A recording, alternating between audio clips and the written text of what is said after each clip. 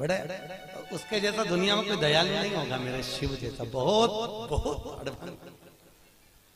अच्छा, सबसे ज्यादा आनंद आता है ना हरतालिका तीज के दिन, तुम देख लो, भगवान भला करे ऐसो आनंद आए। इतनी बड़ी थाली में केला के पत्ते के ऊपर बालू रेत का शंकर जी बनाए और पूरे मोहल्ले की माताएं थाली भर भर के सामान लाए और ऐसी पल्लू ले लेके माताएं ककड़ी, भुट्टा, नरियल सब शंकर जी पे, बेल पत्ती, पत्ता पत्ती, धतूरा, सारा सामान शंकर जी पे और सब सामान, और शंकर जी ऐसा दबा दबाया बैठा।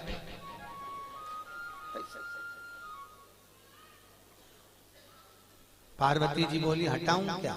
शंकर जी बोले धरे रहने दे, अब तो सुबह 4 बजे हटेगा।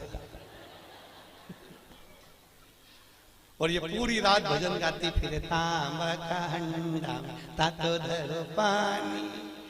शंकर जी बोले रहने दे, सुबह से लेकर शाम तक में 25 बार नहवा दी।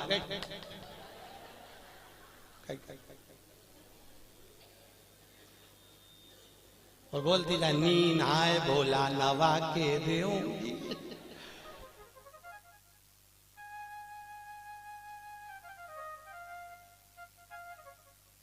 इससे ज्यादा आनंद आवे तो कावड़ यात्रा में तुम देखना, और ऐसी भीड़ और लोग कावड़ ले लेके और भगवान पे जो गंगा जल फेंके। जो यहाँ की कावड़ तो हमने नहीं देखी कि यहाँ पर पानी कैसे चढ़ाने देते हैं, पर काशी में तो ऐसी भीड़ आती है और गंगा जली ले लेके पानी भगवान शंकर पे फेंकते, और कहीं कहीं का तो गंगा जली। और पार्वती जी माँ पीछे कांच में बैठी और बैठी बैठी के भोलेनाथ जी क्या स्थिति है। शंकर भगवान बोले आन दो, अपन तो बैठे।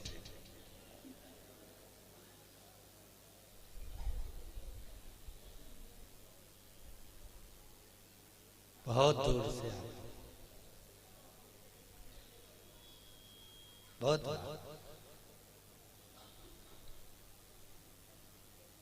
और आनंद इतना रहे ना हरतालिका तीज के दिन, माताएं दो सुबेरे से लेके 12:30 बजे तक बहुत अच्छी दिखती है।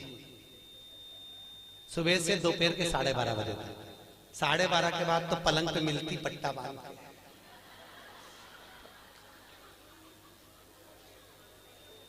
फिर 4 बजे उठती, फिर जाके नहा के बाल, तो भी मुंह पे स्माइल बिल्कुल नहीं रहे, बेचारी ऐसी रहे जैसे मरी हत्या।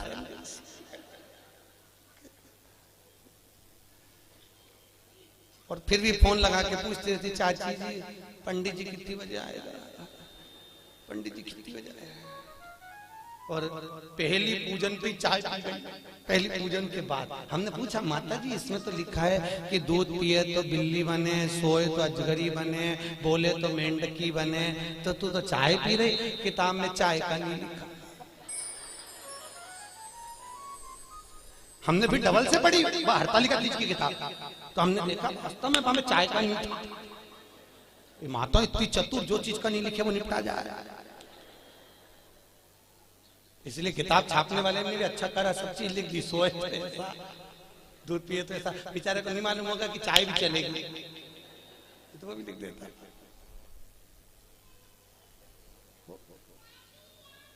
महाराज शिव करुणा सागर, उसके बराबर दुनिया में कोई करुणा नहीं कर सकता।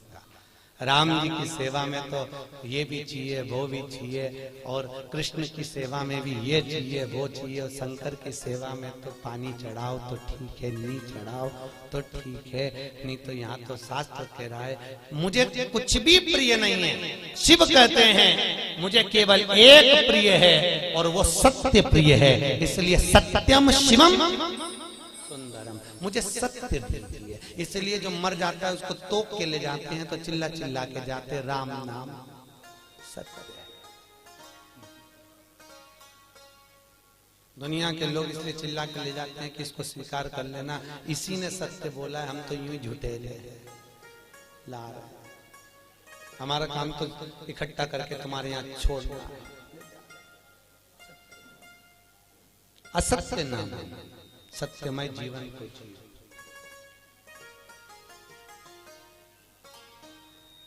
यहाँ पर इंदौर से माताएं कथा सुनने आ रही हैं। कल उनके मिस्टर से मैंने उनके बेटे से बात करी थी।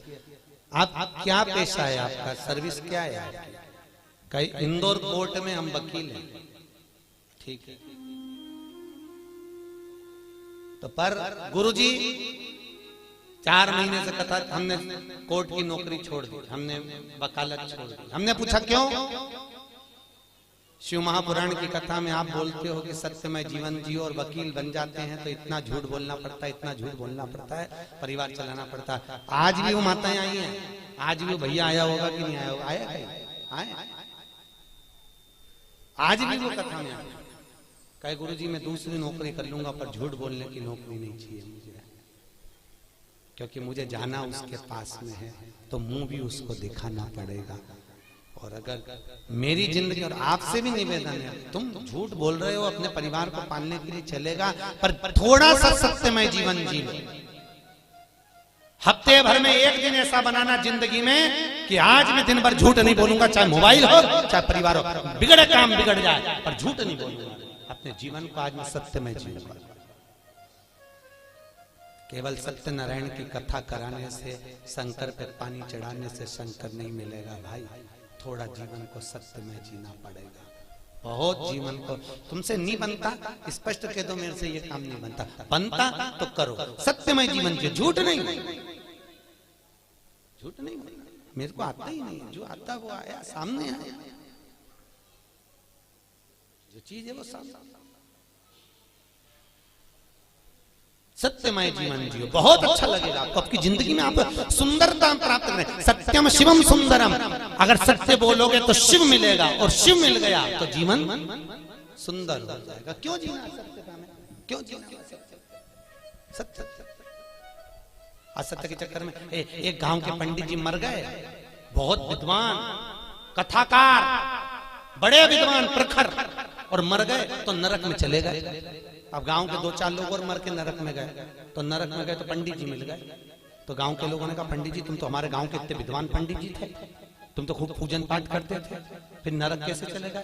पंडित जी बोले ये मैं खुद नरक नहीं आया, पत्नी के चक्कर में आया। तो पत्नी ने कहा नरक भेज दिया तुमको? वो रोज तैयार होके आके मुझसे पूछती थी मैं कैसी लग रही।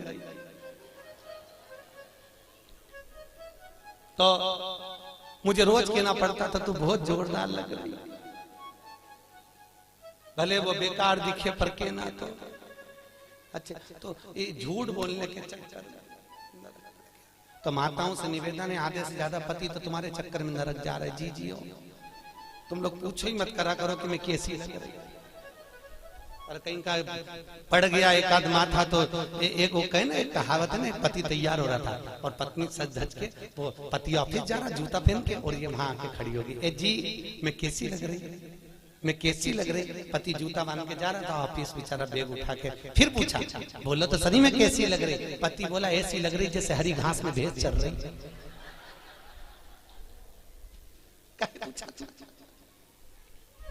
पूछा ही क्यों? भगवत तत्व की शरणागति है महाराज। जीवन में थोड़ा सत्यमय जियो, सत्यम शिवम। अच्छा, बहुत मस्त कथा कह रही है। भूत बावन भूतेश्वर भोलेनाथ ने ब्रह्मा जी को श्राप दिया। देवताओं ने मिलकर ब्रह्मदेव के लिए आदर करा, भगवान शंकर की पूजन करी। भगवान शिव ने कहा नारायण ये ब्रह्मा जी का सिर कटा है, ब्रह्मा जी के कटे हुए सिर से बट वृक्ष उत्पन्न होगा। कौन सा वृक्ष? बट वृक्ष, बड़ का पेड़। और इस बट वृक्ष के नीचे कोई देवता की पूजन नहीं होगी, होगी तो केवल पितरों की पूजन होगी। और मैंने इस ब्रह्मा के मुख को बड़ का पेड़ बनाया है, इसलिए मैं इस पेड़ के नीचे विराजमान रहूंगा। मेरा नाम वटकेश्वर महादेव रहेगा। कौन सा महादेव? वटकेश्वर। यहां पर भी होंगे बटकेश्वर महादेव कहीं ना कहीं। महाराज बड़केश्वर महादेव, जो घर में चिड़चिड़ापन रहता है, क्रोध रहता है, झगड़ा होता है, क्लेश मचा होता है, घर में शांति नहीं रहती, तो बड़केश्वर महादेव के मंदिर में जो जलाधारी होती है, उस जलाधारी में अपना नाम और गोत्र बोलकर बेलपत्री की डंडी को फंसाकर उसमें 1 लोटा पानी और दूध चढ़ाकर आ जाइए, घर में शांति हो जाती है, कभी क्लेश नहीं मचेगा। सोमवार की अष्टमी के दिन यह क्रम किया जाता है। कौन से दिन? जम के बोलिए। सोमवार की अष्टमी, बड़केश्वर महादेव के मंदिर में। बड़केश्वर शिव को भगवान ब्रह्मा का मुख बड़का हो गया। समय आया, ब्रह्मा जी ने सृष्टि की रचना आगे बढ़ गई। भगवान विष्णु ने ब्रह्मा जी से कहा, ब्रह्मदेव सृष्टि की रचना करिए। शंकर जी से पूछा, ब्रह्मा जी ने सृष्टि कैसी रचना है? भगवान भोलेनाथ ने अपना अर्धनारेश्वर स्वरूप का दर्शन दिया। आधा पुरुष आधा स्त्री, आधा शिव आधा पार्वती के रूप में भगवान दर्शन दिए और कहा, इस रूप को ब्रह्मा जी देख लो और ऐसी सृष्टि की रचना कर दो। आधे पुरुष आधे स्त्री बना दो। ब्रह्मा जी पुरुष और स्त्री का निर्माण कर रहे थे। उन्होंने कहा, शंकर जी ने कहा आधा पुरुष आधा स्त्री बना दो, तो ब्रह्मा जी ने दोनों को भेले करके बना दिया। शंकर जी और पार्वती जी का जो स्वरूप का दर्शन करा तो पुरुष और स्त्री को दोनों को जोड़कर बना दिया। जैसे जोड़कर बनाया तो ब्रह्मा जी ने चारों तरफ किन्नरी किन्नर उत्पन्न कर दिए। चारों तरफ किन्नरों की सृष्टि हो गई। सबसे पहली पृथ्वी पर अगर कोई सृष्टि की रचना हुई थी तो उसके निर्माता ब्रह्मा, और ब्रह्मा ने अगर पहली सृष्टि रची थी तो वो किन्नर की थी। किनकी सृष्टि थी? जम के बोलिए। किन्नरों की सृष्टि। चारों तरफ किन्नर ही किन्नर हो गए। जब किन्नर किन्नर चारों तरफ हो गए, इतने में वहीं से भगवान शंकर और भगवान विष्णु निकल कर आ रहे थे। भगवान विष्णु ने कहा, चलो प्रभु सृष्टि की रचना हो गई होगी, देख लेते हैं। भगवान नारायण ब्रह्म शंकर जी के साथ जैसे नीचे आए, आकर देखा तो किन्नर किन्नर नजर आए। जैसे किन्नरों को देखा, इतने में भगवान विष्णु ठहाका लगाकर हंस दिए। भगवान शंकर को बुरा लग गया। शंकर जी ने कहा, नारायण तुम क्यों हंस रहे हो? अरे प्रभु, ब्रह्मा जी से कहा था सृष्टि की रचना करो, आधे पुरुष आधे स्त्री बनाना, उन्होंने जोड़कर बना दिया, दोनों को पुरुष स्त्री किन्नर बन गए। शंकर भगवान बोले, गलती किससे नहीं होती? ब्रह्मा से गलती हुई है तो सबरेगा सुधरेगा, पर ब्रह्मा जी से गलती हुई है, पर भगवान नारायण तुम इन किन्नरों पर हंसे हो, तुम्हें भी पृथ्वी पर जाकर किन्नर बनना पड़ेगा। किसको? जम के बोलिए। भगवान नारायण, तुम्हें पृथ्वी पर जाकर किन्नर बनना पड़ेगा। भगवान विष्णु ने क्षमा मांगी, प्रभु क्षमा कर दी। नहीं, शंकर जी बोले आप हंसे हो इन किन्नरों पर, तो तुमको किन्नर तो बनना पड़ेगा। और याद करो वो चरित्र, जब भगवान विष्णु किन्नर बने थे। कथा सुनी होगी आपने महाभारत की, कि द्रौपदी को जब लेकर आए अर्जुन, और अर्जुन जब द्रौपदी को लेकर आए तो माता कुंती ने भोजन बनाते बनाते कह दिया 5 बांट लो। अर्जुन ने कहा, द्रौपदी मेरी माँ ने कहा है तुम्हें 5 पतियों की पत्नी बनना पड़ेगा। द्रौपदी ने कहा, बन जाऊंगी, पर शर्त एक है, एक एक पति के साथ में 1-1 साल रहूंगी, और मेरे पति के कमरे में अगर कोई दूसरा पति आ गया तो उसको 5 वर्ष के लिए बन जाना पड़ेगा। अगर आप मंजूर करते हो तो मैं 5 पतियों की पत्नी बनने को तैयार हो जाता। द्रौपदी ने 5 पतियों के साथ में फेरे लिए, रहने लगी। आज भीम के साथ में द्रौपदी रह रही थी, और भीम के साथ द्रौपदी रह रही, और इतने में अर्जुन के पास में एक ब्राह्मण आकर बोला, अरे महाराज मेरे बच्चे को शेर उठा कर ले गया, बचाइए मेरे बच्चे को। और इतने में अर्जुन गया, मेरा गांडीव कहाँ है? गांडीव तो भीम के कमरे में था। और अर्जुन गया और भीम के कमरे से गांडीव लेकर आ गया, और लेकर आया, बच्चे को बचा लिया। पर द्रौपदी हाथ जोड़कर खड़ी हो गई, तुम्हें 5 साल के लिए बन जाना पड़ेगा। अर्जुन 5 वर्ष के लिए बन चले गए। नागों की कन्या उलूपी के साथ में अर्जुन ने शादी कर ली। अर्जुन का एक लड़का हो गया जिसका नाम था अरावण। क्या नाम था? जम के बोलो। अरावण। क्या नाम है? अरावण। अर्जुन का लड़का हो गया। अर्जुन वापिस आ गए। जब कौरव और पांडवों का युद्ध चालू हुआ तो कुरुक्षेत्र की भूमि, युद्ध की भूमि को प्रसन्न करने के लिए चंडी को प्रसन्न करना था, और चंडी को प्रसन्न करने के लिए नियम था कि जब युद्ध प्रारंभ होगा तो दोनों तरफ से परिवार में से एक एक बलि देना पड़ेगा किसी व्यक्ति की। कौरव तो खुश हो गए, हम तो 100 भाई, एक मर गया तो 99 बच जाएंगे, पर पांडवों का क्या होगा, 5 में से एक मर गया, 4 ही बच पाएंगे। भगवान कृष्ण को नींद नहीं आ रही, बेचैनी बनी हुई है। अर्जुन से कहा, अर्जुन तुम 5 में से मैं किसी को मरता हुआ नहीं देख सकता। अर्जुन ने कहा, स्वामी किसी को तो मरना पड़ेगा, बलि तो देना है चंडी को प्रसन्न करने के लिए परिवार का। कौन देगा बलि? एक मरना। अर्जुन याद कर, तू वन गया था तो तेरा लड़का हुआ था, तू जा उस लड़के को लेकर। अर्जुन गया वन में, जब तक लड़का बड़ा हो गया था रावण, उसको लेकर आ गया। रावण, हमें युद्ध में तुम्हारी जरूरत है। उसने कहा, पिताजी चिंता मत करो, मैं तुम्हारे लिए प्राण देने को तैयार हूं, मरने को तैयार हूं। रावण आया, भगवान द्वारकाधीश ने कहा, रावण तुम कहते हो कि मैं प्राण देने को तैयार हूं, तुम्हारे प्राण चाहिए। रावण कहता है, युद्ध के मैदान में मैं मरने को तैयार हूं दादा, मैं मर जाऊंगा। भगवान कृष्ण ने कहा, युद्ध के मैदान में तुमसे युद्ध नहीं लड़वाना, चंडी को प्रसन्न करने के लिए कौरव और पांडवों में से एक एक बलि जाना है। कौरव अपने भाई की बलि दे रहे हैं तो हमको तुम्हारी बलि देना है। रावण कहता है, दादा मरने को तैयार हूं, परंतु एक दिक्कत है। क्या? अगर मैं कुंवारा मर गया तो ना तो मुझे पिंड मिलेगा ना मुझे तर्पण मिलेगा। 16 सनात का भोजन कभी कुंवारे मरे हुए व्यक्ति को प्राप्त नहीं होता, जो कुंवारी अवस्था में मर गया। ना तो मुझे पिंड मिलेगा ना तर्पण मिलेगा। मैं आहूत बन जाऊंगा, मैं वासुक बन जाऊंगा, मैं फिरता फिरूंगा प्रेत योनि में, मेरी मुक्ति नहीं होगी। एक काम करिए, मेरी शादी कर दो, फिर मैं मर जाऊंगा। भगवान ने कहा, अर्जुन देखो, कल इसकी बलि चढ़ना है और एक रात के लिए इसकी शादी करना है, जल्दी लड़की ढूंढो। पूरे हस्तिनापुर में लड़की ढूंढी पर लड़की नहीं मिली। रात्रि के 11 बज गई, कन्या प्राप्त नहीं हुई। भगवान को चिंता लग गई, अगर इसका विवाह नहीं होगा तो ये मरेगा नहीं, और मरेगा नहीं तो बलि कौन की चढ़े। तो भगवान कृष्ण को याद आया कि मुझे शंकर जी ने किन्नर बनने का श्राप दिया था। शंकर भगवान के वचन को निभाने के लिए भगवान एक रात के लिए उस रावण के पत्नी बन गए।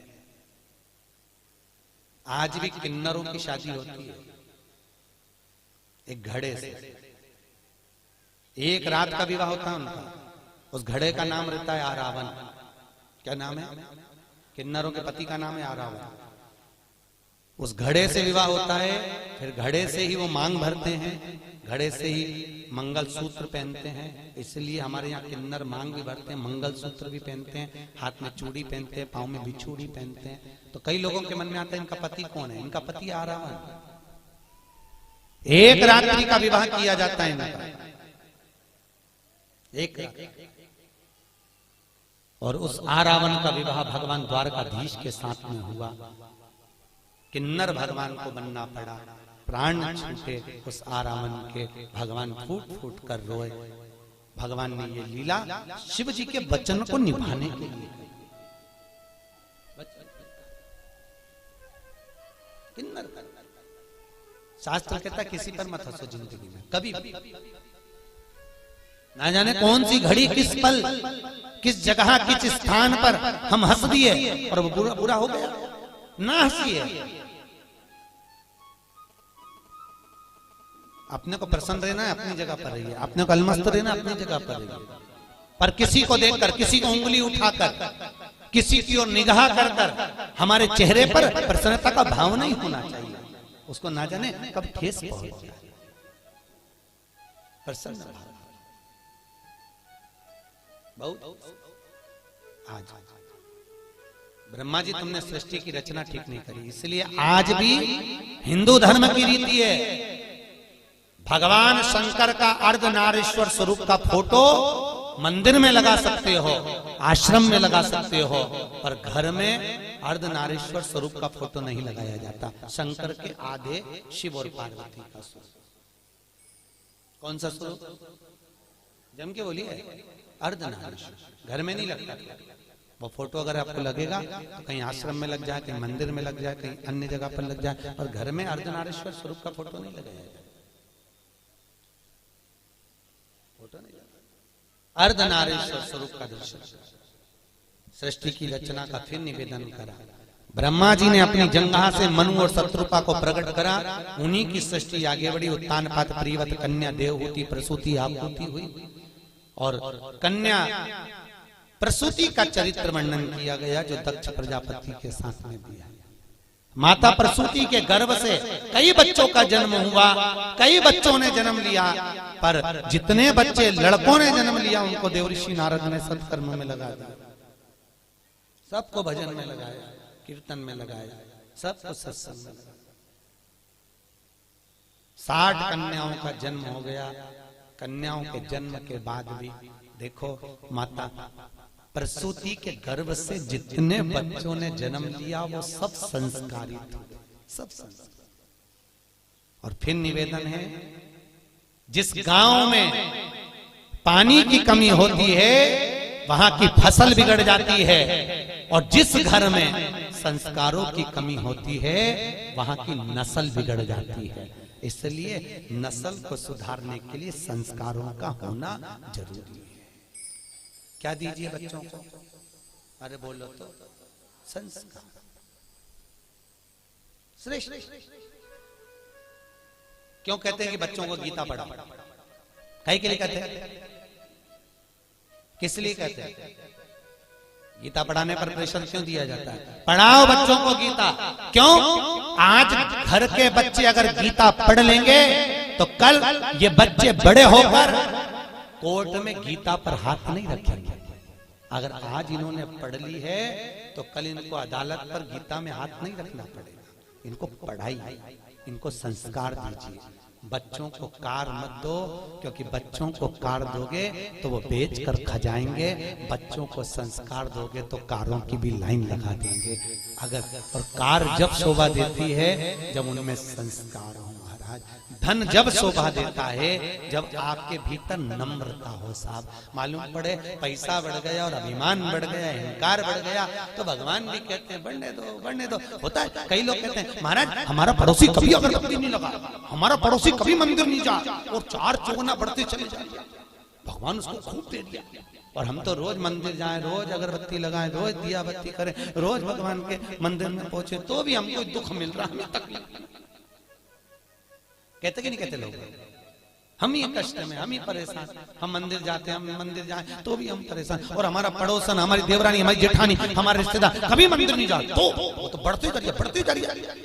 तो ये चरित्र शिव महापुराण में लिखा है। एक बार भगवान विष्णु देवर्षि नारद के साथ पृथ्वी पर निकले। अच्छे से समझ लेना कि तुम्हें दुख क्यों मिल रहा है, और जिसको भगवान ने दिया तो उसको और क्यों दे दिया। अच्छे से समझ। विष्णु और लक्ष्मी, विष्णु और नारद निकले। निकलते समय नारद जी ने भगवान नारायण से कहा मुझे भूख लग रही है बहुत। भगवान ने कहा मुझे भी भूख लग रही है। सामने सेठ जी का घर है, चल वहां से कुछ खा लेते हैं। सेठ जी क्या पहुंचे, ब्राह्मण का रूप रखा। सेठ जी भिक्षाम देही, सेठ जी भिक्षाम देही। सेठ जी पान चबाते चबाते बाहर निकल कर आए। क्या है? हमें भूख लग रही है महाराज, कुछ होए तो दे दीजिए। सेठ जी बोले तुम्हारा बाप रख के गया जो तुमको दे दो, निकलो यहां से बाहर, फिर ही फोकट का है, चलो। सेठ जी ने धक्के मारकर निकाल दिया। नारद जी भगवान नारायण से बोले प्रभु बहुत घोर अपराध हुआ है, अपना अपमान हुआ है, श्राप दो इसको, देव श्राप। ये सेठ कंगाल होना चाहिए, भिखारी होना चाहिए, देव श्राप। भगवान नारायण ने पीछे मुड़कर देखा, दोनों हाथ उठाकर कहा जा 4 चौगनी लक्ष्मी और बढ़े, तू और करोड़पति बनता चले जा, और धनपति बने। देवऋषि नारद ने भगवान विष्णु को देखकर कहा उसने तुम्हारा अपमान करा, उसने तुम्हें अपशब्द कहा और तुम उसको क्या करो 4 चौगनी लक्ष्मी और बढ़े। वो पहले से तो सेठ है, और सेठ बन जाए। हाँ बनने दे, चल। नारद जी को बुरा लग गया और आगे गए। भगवान के भूख लग रही, क्या करें? सामने एक बुढ़िया का मकान था, झोपड़ा। आवाज लगाया माँ भैया हमको भूख लगी है। माता जी ने आकर आसन बिछाया, बिछाकर कहा मैं तुम्हारे लिए पानी लाती हूँ। पानी लाई। क्या बात है? हमको भूख लग रही है। बूढ़ी अम्मा ने कहा महाराज जी हमारे यहाँ तो कुछ है नहीं, केवल एक गाय है, उसी गाय का दूध मैं लेती हूँ, उसी गाय का दूध बचा है, तुम दोनों ले लो। अभी लाती हूँ। गौ माता का दूध लाकर भगवान नारायण और नारद को दिया, दोनों ने पिया। पीकर चले। नारद जी ने कहा कितनी अच्छी माता है, कितनी सेवा करिए प्रभु, इसको आशीर्वाद दीजिए, खूब आगे बढ़े। बेचारी के यहाँ कुछ भी नहीं है, केवल एक गाय है, केवल एक गाय, आप आशीर्वाद दीजिए। भगवान ने पीछे पलट कर देखा, दोनों हाथ उठाकर भगवान विष्णु बोले, जा तेरी गाय मर जा, जा तेरी गाय मर जा। अब पहले से दुखी थी और दुख। देवऋषि नारद को बुरा लगा। नारद जी ने कहा प्रभु जिसको तुमने अपशब्द कहना था उसको अपशब्द नहीं कहा, और बेचारी बुढ़िया ने तुमको दूध पिलाया, बेचारी बुढ़िया ने तुमको पानी पिलाया, और तुम उससे क्या कह रहे हो उसकी एक गाय और वो भी मर जाए, क्यों? भगवान बोले नारद तू मेरी लीला कभी नहीं समझ सकता, नारद तो मेरी लीला को नहीं समझ पाएगा। नारद ये जो बुढ़िया है ना, ये दिन रात मेरा भजन करती है, दिन रात मुझको भजती है, और अंतिम में इसके जब प्राण छूटेंगे, अगर इसकी गाय जीवित रहेगी तो इसके प्राण उसमें अटके रह जाएंगे। मेरी गाय किसके पास जाएगी, कसाई नहीं काट दे ना जाने के, तो मैं इसके मरने से पहले इसका जंजाल मिटाना चाहता हूं, इसलिए मैंने कह दिया तेरी गाय मर जा, तुम निर्मल मन से मेरे पास मेरी होकर तो दूसरा जन्म नहीं होगा। और सेठ जी को धन बढ़ने का इसलिए कहा, अभी तेरे पास धन था और करोड़पति बन जा, तू पैसे को जोड़ जोड़ के जब मरेगा तो सांप बन के उसी घर में बैठा रहेगा, मेरे पास तक नहीं आएगा। बैठे और जोड़ और बड़े और बाद में सब बने तो मेरे पास इसको दिया। कई लोग हमको मकान दिखाने ले जाते महाराज, कई लोग जैन साहब, कई लोग